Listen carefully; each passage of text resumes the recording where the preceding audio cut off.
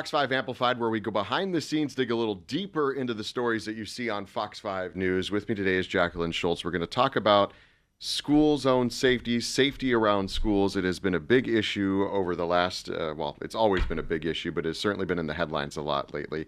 And there's actually some legislation that changed around this. Yeah, there is. It all started because last year we had such a deadly year. Since in 2025, there were 3 children in the span of just a few months who were hit and killed going to or from school. One of them was notably a DUI driver that led to some legislative changes. So backing up here, what laws were changed from last year? In the special session, there was a school zone bill that was passed. Basically, it gives local school districts the ability to change the lengths of school zones, maybe the times of school zones, have more leeway into how to protect kids who are going to or from school. We think about kids crossing the street. Typically, there's a crosswalk in front of the school. But what about the next intersection? They're also using that crosswalk as well. So giving more pad, so to speak. Schools are going to be able to change that starting in July of this year. Before it was sort of like a one-size-fits-all Correct. thing for schools everywhere. This is what a school zone looks like, and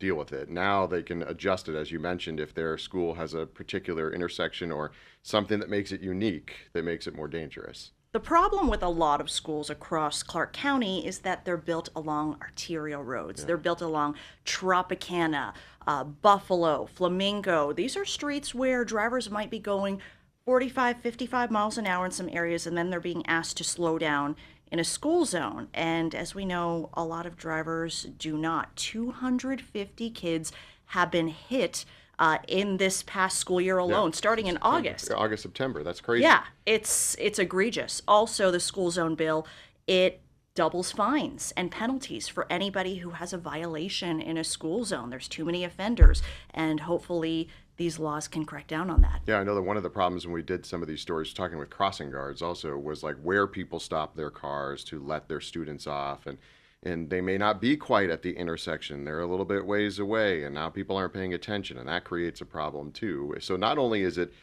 the drivers going through the school zones, but it also has to be the parents and even maybe more so the students that have to be aware of their surroundings. Because I did hear a lot of them say, oh, well, students are on their phone, they've got headphones in.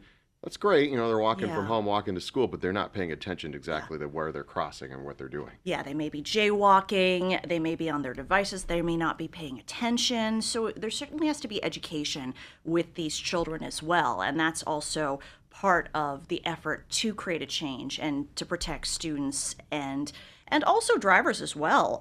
Also, there's maybe drop-off zones. Is there a better place rather than in front of the school, maybe on the side of the school, where it's better to pick up kids and safer to pick up kids? This is all going to be part of a traffic safety plan that various members of the school district, local law enforcement, local leaders, they're all working together. They're coming up with a massive traffic safety plan. What are some recommendations? What should change in the school zones when state law allows it? What else can be done to boost safety in these schools and around these schools? And that's going to be presented to the school board in April. So there's a lot of work to be done. Yeah, and that's still some ways away. And obviously, school's going to continue every day until then. So it's good to be careful around the school zones. One of the other things, we're talking so much right now about the school zone itself. Kids walk to school, parents take them to school, they ride their bikes, whatever. But a lot of them take e-devices. Or e-devices. They take those too. But a lot of people take the bus. And you did the story last week about how they're going to be installing cameras on the buses because, no matter how you stop when the red lights are flashing, you always see people go by anyway. And this is a way to sort of crack down on that. Oh, it's so egregious how many people and drivers run past that stop sign on the bus, the stop arm. They run it every single day. There was a study from the legislature that every single day a bus has 6 drivers blow past that stop sign. It's putting kids at risk every single day. So the legislature, what they did last spring is they passed a rule allowing CCSD to put a camera on the stop arm camera, and drivers that are caught on camera violating it, they will get a penalty. Now, a number of states have already done this. It's been rolled out across a number of states. It's not unusual, but not all states allow it. And for the very first time, Nevada will be, because it is such a problem. And ultimately, it's about the safety of kids and cracking down on these bad drivers. I'm sure it's sort of, you have to change the legislation and whatnot to be able, it's like red light cameras. When those come out, not every state or municipality allows them because it's not a physical officer giving the ticket, it's a camera, it's all these other things. So they had to go through all that. Those, is that going to be a pilot program, or they're actually going to start doing it? Oh, they're going to start. It has to be. So the way the law works is, well, first, what CCSD is doing is trying to get some bids for a company to run the stop arm cameras. That has to be put in place, then they have to be installed. What the district will have to do is put notifications out that they're going to start ticketing these drivers. So an awareness campaign, letting drivers know that this is the law, they're allowed to do it, and they're going to get tickets, and drivers are going to get tickets if they do not stop for the stop arms. There's going to be some notification process, but that's still a little ways away. We got to get the vendor for the cameras approved, and then the cameras installed in the buses first. So this could be months or more out. You've been reporting on this for weeks, months. Anything else that we should touch on here when it comes to school safety and kids being safe in the school zones? We did touch a lot on kids paying attention. Yeah. And that's part of the awareness campaign here, is kids looking both ways, making sure to be on the sidewalk and crossing accordingly. And it's going to have to take parents, it's going to have to take the community to make sure that kids do their best as well to obey traffic laws. Yeah, and when we go out to the schools, we see it, we get it, we catch a lot of this stuff on camera, and then we also talk to parents who say they see it, they see what happens, they see the kids not really paying attention. But I think ultimately it's driving through. When I come to work in the afternoon, I do have to come through a couple school zones just from my commute, or if I take that way, I avoid it because of the school zone a lot.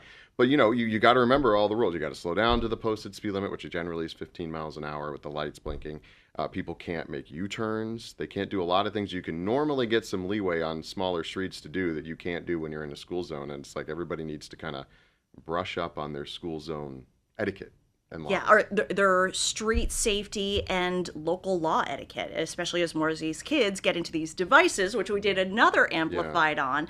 They really have to be aware of what the local laws are. And schools are working on having experts coming into the classroom. Hey, here are the local laws. Here's how to obey it. Here's what we're doing to keep you safe. But this is part of your responsibility as a pedestrian as well. Yeah, and we did touch on the e-devices in another Amplify, but just the short part of it is that you have these devices that kids are using, and all the same dangers that existed before they were around exist still, but now you have people moving at 15 to 20 miles an hour versus when you're walking at 1 or 2 miles an hour, maybe on a bike at 5 to 7 miles an hour. Now they're moving at 15 and they get in front of a car unexpectedly, and we all know what can happen. So be careful out in the school zones. That's the biggest piece of advice and issue here. Jacqueline, thanks for being here. Fox 5 Amplified. We go behind the headlines, talk about the stories that the reporters are working on. You can see all of Jacqueline's stories here on fox5vegas.com and Fox 5 Vegas Plus.